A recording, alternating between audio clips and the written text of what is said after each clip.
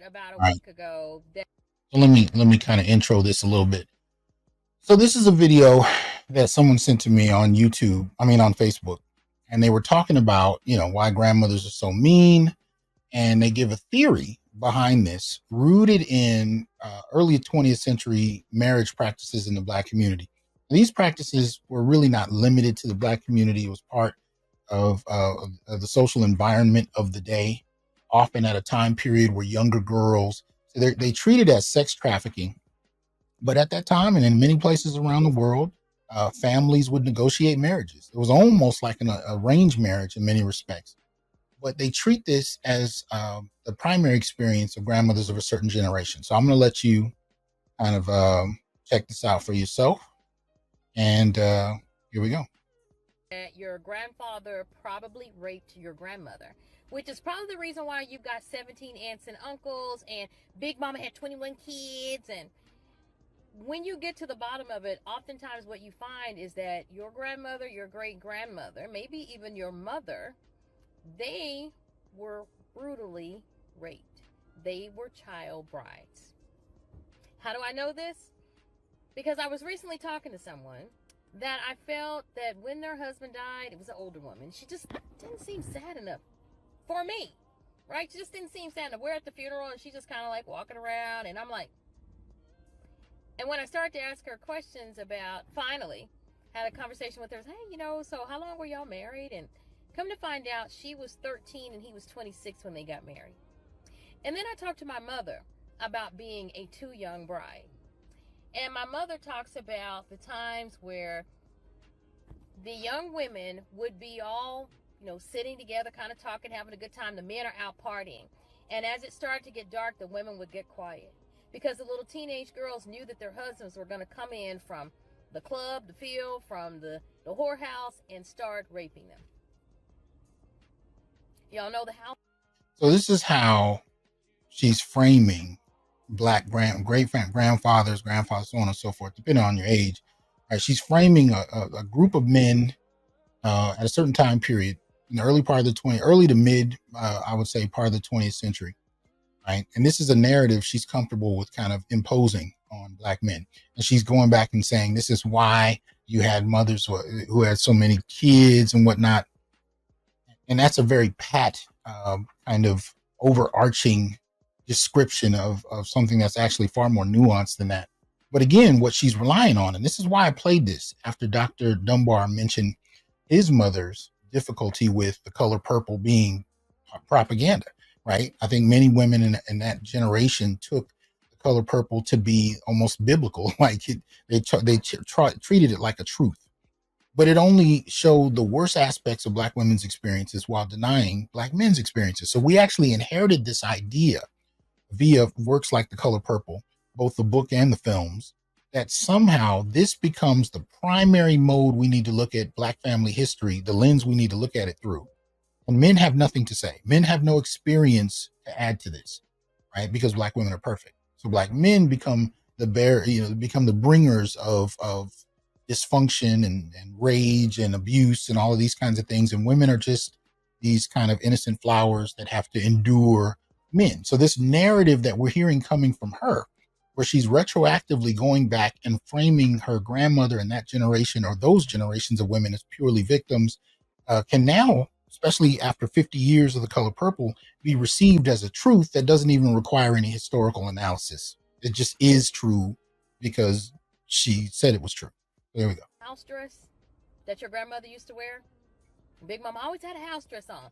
That comes from the days where the women had to have their bodies accessible so that when the men came in to SA them, that it would be easy for them. And can you imagine all the things that happens to a young girl's body? Like, we don't think about that when men are like, well, I want somebody like my grandma.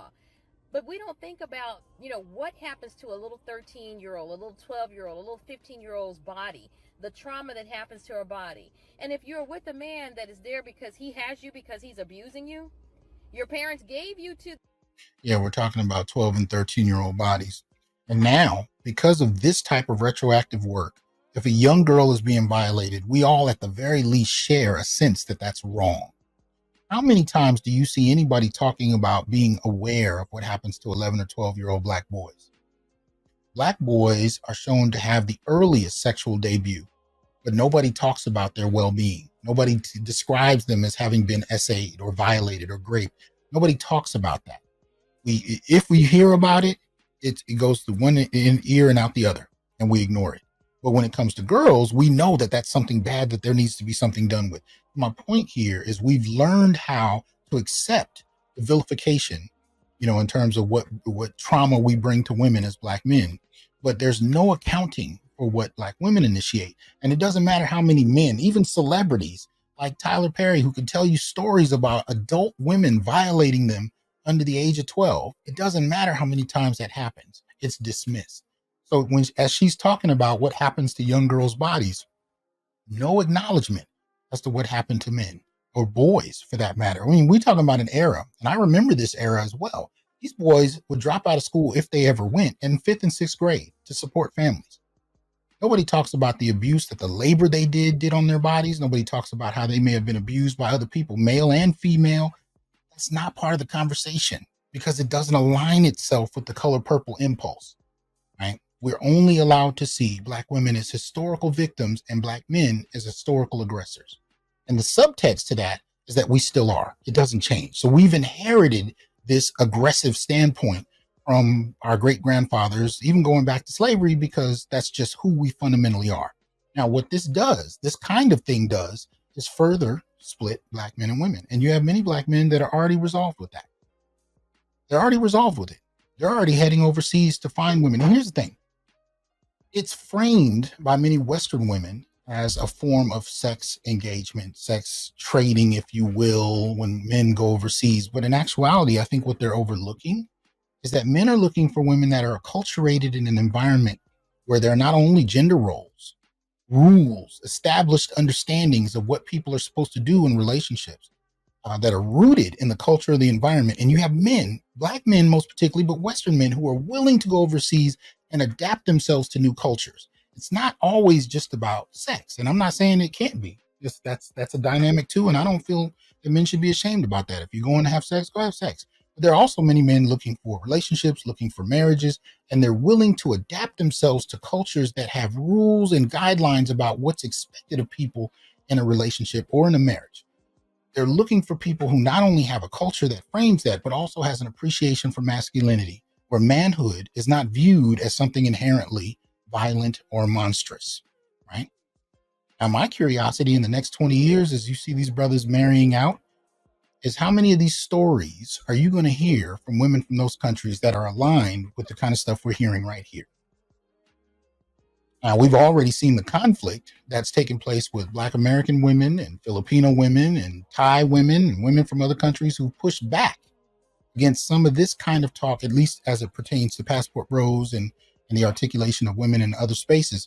And they pushed back and said, no, those are your issues. We don't share that. But let's hear a little bit more. I don't know if I'm going to play this whole thing. It's over 6 minutes, but we'll see what we can get into because I want to get back to the article. But I think this does speak to the kind of inherited hostility and aggression that we hear that's fundamentally misandry in its orientation. And it's been framed that way for the last 50 plus years, and it's accepted. Here we go. This old man to abuse you. Imagine, do you think that he's gentle with her body? Do you think he takes care of her body? Do you think that when he would come in?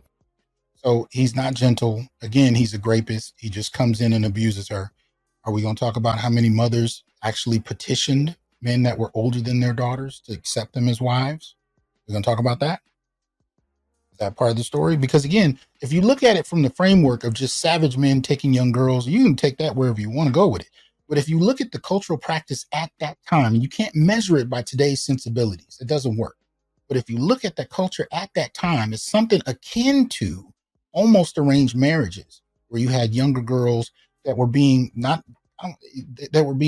proffered off by the family to say, hey, take our daughter, but we also want to make sure you're not crazy. We want to make sure you'll take care of her. These were arrangements made on family levels much of the time. And much of the time, that negotiation started with the mother of the family alongside the father, right? It wasn't solely something men did to women. This was a family dynamic where getting daughters married and starting families young was considered a cultural norm. Now it's being framed as a villainous kind of dynamic that men engaged in. Right? And you can see these two women, two different generations, participating in this kind of misandric portrayal of the past, and it can be accepted as true as long as you've been appropriately acculturated in this color purple culture. From the field, he would wash his body. Do you think that when he would finish being with the prostitute, men now with hygiene and bathtubs and showers readily available, they don't really utilize them like they should. So can you imagine back in the day where someone had to boil water and so now we dirty, bring it in a pot for them to wipe their ass? Can you imagine all of the trauma to women's bodies, all the diseases, all the yeast infections, and all of this, just the trauma that happens to a woman's body? What happens when you look at the STD data or STI data? I guess I'm dating myself with STD, but the STI data today, right? What happens when we look at that? Who tends to have STIs to a greater degree? If we're just going to frame the STI discussion around men just being inherently dirty, I mean, it's a highly problematic way of trying to even deal with STIs. You bring in no data, but you just say men are dirty, and because they're dirty, then they must have been dirtier at a time when you had to boil water, and therefore they gave women STIs. Word? Because according to the more recent data, women tend to be the ones in the Black community that have higher rates of STI.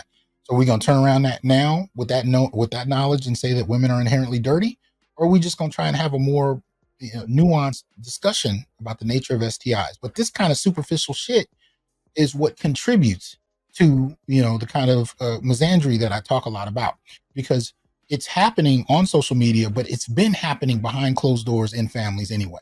You grow up in a family full of women, you hear from grandmother to mother to daughter to granddaughter, you hear these types of approaches to things. Not necessarily this exactly, but you hear the hostility passed down from generation to generation. You hear the kind of worldview, you hear the kind of stance against Black men that gets passed down. This is not just a recent thing.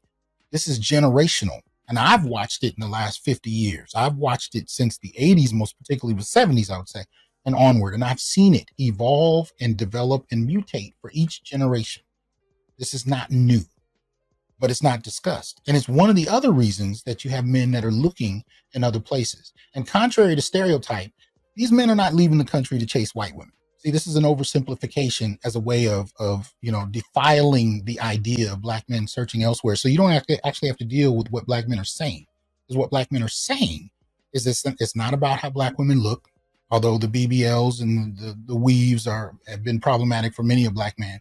It really has more to do with how we've been acculturated, how we've been socialized, and the kind of ongoing hostility that's been laid into women toward men, even men that not only had nothing to do with it, but historically didn't play the roles that they are said to be played in videos like this. Because when you actually looked at the data, it's not a one-way dynamic, and it never has been. Here we go. Body, but we want to, they was back in the old days, that's what they did. Oh, it was okay, but because rape back then is not as traumatizing or as painful as it is now. I mean, I want you to think about when you would have been with a man and he got a little zesty, or you guys got a little rough. How did your body feel the next day? Well, can you imagine a man that hates you? A man that sees you? Okay, so notice how she slipped into that real smooth. So now your grandfather hated your grandmother. Your great-grandfather hated your great-grandmother. Why? Well, because she says so. Okay. That's how we process that. Okay. Interesting. As nothing but a hole in an object. Can you imagine what type of trauma happens? Now she's sexually objectified. In other words, she's only seen as a hole in an object. And then she goes on to say what she said earlier, that's why she wore those muumuus around the house, right? Because that's all she was, and grandpa made her do it, so she was accessible. Had nothing to do with the heat, had nothing to do with anything else, simply because, grandpa was a great business. What I'm surprised about in these videos, even now, even though I've heard thousands of them over the years, is how comfortable the hostility in the misandry is. How comfortably articulated. No pushback, no self-reflection, no questions about, no reflexivity. How may women have contributed to this dynamic? Was it really as one-sided as presented? No, none of that. None of those kinds of questions raised. Just pure machine gun of misandry. Just to a young girl's body when she is married too young and married to a man that hates her and doesn't want her. Someone who just married her for the labor and married her to be in labor to have his children, and he kept her pregnant so that he could control her financially and also physically. So we're going to be talking about that, and I think that one of the reasons that we have so much trauma is because our mothers are going to the grave with this trauma. I remember once asking my mom, and she was talking about some things that her brothers did and some things that my dad's brothers did about SAing little girls, right? She's telling me about just some of the trauma. And I said to her, I said, well, meanwhile, we're in a culture where even today, grown women can sexualize 4-year-old boys and talk about what she wants to do to him when he gets a little bit older. We still live in that era where you can find TikTok. So, and I've shown them on this channel in the last 5 years of grown women sexualizing male toddlers. But we're not going to act like that doesn't happen, right? We're not going to act like grown women don't do that, right? With their best friend's sons. I can't tell you how many boys I knew growing up who could tell stories about their mother's best friend, right? The family homie, the one that's been around for the longest, and the stuff she does to her own girlfriend's sons. But that doesn't happen, right? Because it's only something that boys or that men do to girls. Okay. She didn't say it happened to her. But I said, Mom, I said, have you ever thought about talking to a counselor, going to somebody? She said, oh my God, no. Because what if they told someone? See, they come from that era where you keep secrets. And by holding those secrets, what we've been thinking is that our moms are just bitches. Big mama just a bitch. So what I used to always see, especially with that couple that I told you about, the 13, the 26-year-old, is the woman walking around seeming like she was just angry and hated the world. And the man was just like a little puppy dog, bringing her flowers and cookies. Now we're puppy dogs, bringing flowers and cookies to a traumatized girl. If you don't get the fuck out of here. And buying her jewelry, and she'd just be looking at him like this. Well, of course, if somebody had raped you from the time you were a little girl into having 20, 21 kids, abused you. Now here's the difference between brothers who can take a position like myself versus people like her. I can tell you that there more than likely has been cases when you had an older man violate a younger girl. But notice how they can never admit how older women can violate younger boys and men. Notice how they don't do that. Do you know, to this day, I know grown men who've gotten married at the age of 19 and 20 to women that were almost 20 years older than them. And they had about as much chance of managing those women and dealing with those women as what she's describing. Right? They were used as workhorses. They were sexually and emotionally and psychologically manipulated by older, more experienced women. I got a boy now who's just now starting to figure out what I told him a decade ago about marrying an older woman. She married him. She got a child out of him. And then she stopped. She stopped with sex, with the affection, with everything. It took him another damn near decade before he started even thinking about divorce, because he wanted to be there for his child, which she used against him. But my point to him when he first got with her is I was like, you are not emotionally experienced enough to deal with a woman that's 20 years older than you. You're not. She wants another child. She sees you. You're attracted to her. And at the time, he had her and he had a woman his age. And, he's a young man. He's 19, 20 years old. He's got a young woman, 20 years old. And then he's got this 38-year-old. And they're both trying to seduce him. Do you actually think outside of her body that this 20-year-old woman could compete? This man would go over the older woman's house. She had baths drawn. She had meals planned. She had incense going. She had trips planned. The 20-year-old girl was talking about going to the club and going back to the spot.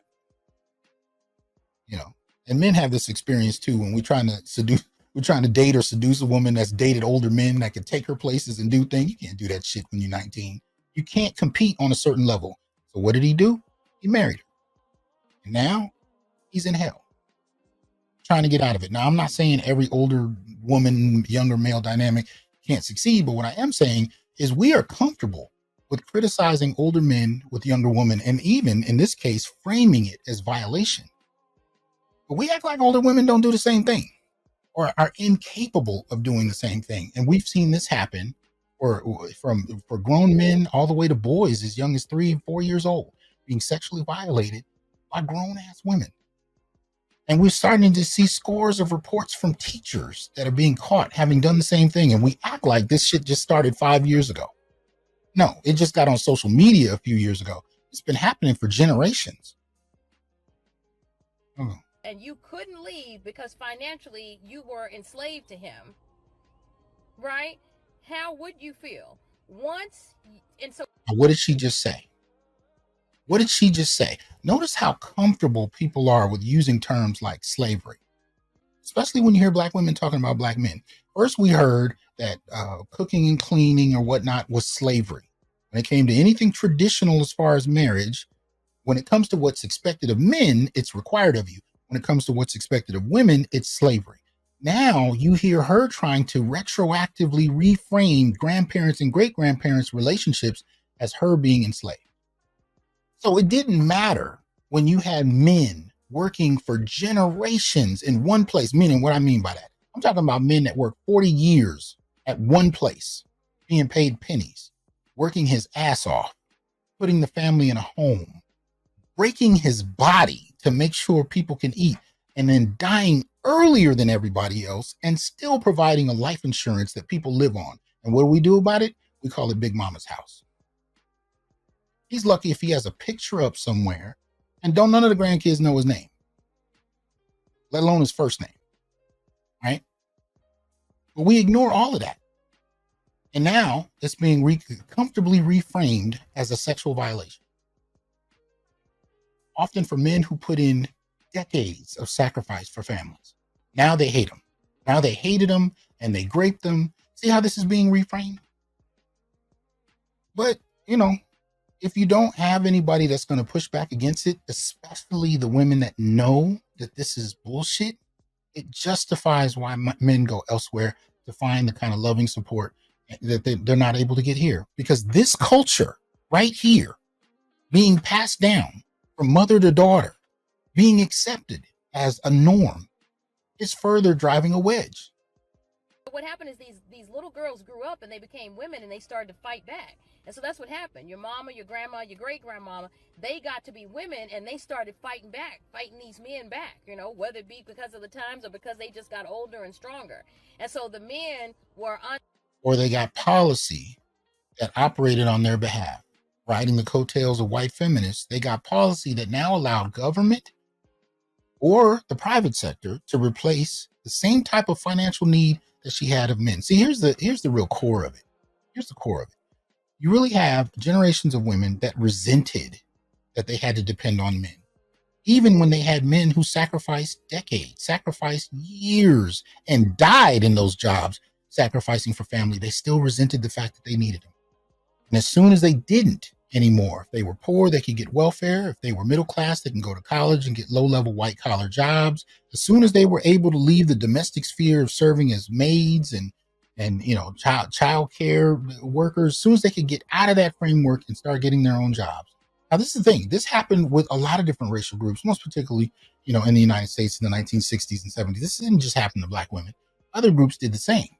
But it didn't necessarily turn into hostility for their men. See, that's another dynamic that takes place. But it's in many ways popularized, and according to this video, it's still popular to do to black men, right? She turned that shift to independence into hostility when it didn't need to be. It didn't need to be. It didn't need to be a fight. But she describes it as they fought back. And she takes pride in it because the only narrative she provided for how they relate to one another, how, you know, previous generations, is strictly through warfare and grape. Able to assault them and to abuse them. And so then the men are like, they can't leave. And so then the men are like, well, I'm going to make amends, especially when they get old. I'm just going to make amends. I'm going to get her this and I'm going to do that for her. And they're trying to make amends for all of the abuse that the wives had to endure. And then what we see is Yeah, because it was one-way abuse, right? We don't know any stories about women that threw hot grease on their men or put shotguns in their face or actually shot them. And I'm telling you those not as things I read about. I'm telling you those from mentors in the academy, older black men. Now, mind you, hear me closely. Older black men who recently, in the past decade, passed away in their 70s and 80s, telling stories about their grandfathers being shot or abused by their wives then when they were kids. So 78, 70, 80-year-old men who since passed away, who told stories before they passed about their grandfathers being shot, abused, had grease thrown on them, all these kind of dynamics happening in the same time frame she's talking about. But she's saying that this only happened. She's providing a super narrative. It only happened because those women had to defend themselves against abuse and rape. They never initiated violence. Even though even contemporary data shows us that the violence is bidirectional and equal. Even though at certain periods of time, and shout out to Tommy Curry and the man Not, he shows you that the violence from black women actually exceeded the violence from black men in certain periods in the early 80s. We saw instances of this. She has a super narrative based on what she feels like happened. Our mamas being bitches. I remember doing a series about that. Y'all know not too long ago I did a series about women in the generation above me. And it probably was like a month or two ago. I need to go back and look. The women that are a generation above me, how cruel they can be. That they can be sometimes as cruel as white men and white women to us. But I never thought about the fact that they had been some little 13-year-old girl. So now we're white men and white women to boot. We're both. We've treated them the way white folks do. She's already invoked slavery. Now she actually came out and said it. We treat them like white, or grandpa treated them like white men and white women did, right? See, when we talk about passport bros and save yourself black man, SYSBM, and monk mode men who are just withdrawing, or what I call poor man's passport bros, which is men who date interracially and interculturally within the boundaries of the U.S., they comfortably dismiss it as a worship of white women or a weakness on black men's part. I mean, these are comfortable tropes, sign language, really, that are used to dismiss what black men are saying so that it doesn't have to be heard. But again, what are men actually traveling for? They're looking for femininity, but a femininity that's been socialized in a space that appreciates the masculine role and is willing to play that role in an exchange of resources and behavior and activity that propagates a good relationship in a family. That's what they're looking for. And I've talked to men from, I'm just going to get to hit something all the way to I'm looking for a wife. And I'm going to tell you, even those that are talking about sex are still looking for a degree of femininity that they're not finding here. Because here's the reality. If it's just about sex, there are prostitutes here. You don't got to go to another country to find that. But most of the men I've ever heard really talk about their exploration of other countries often came down. The best experiences they had came down to appreciating femininity in a way that they've never experienced it in the West. It wasn't hostile for the sake of being hostile. They weren't high-fiving each other and celebrating how hostile they could be or how much they could embarrass or tear down men. It wasn't the culture. That men were coming home and chunking them down on the ground and they had to not wear underwear. And, I never thought about that. So it's not that they're hateful and hard and cruel. It's that they've had to put on a suit of armor in order to survive. And that is the book that I'm writing and what we're going to be talking about. So you start asking your grandmother, because they 70, 80, some up 90, maybe even 100 now.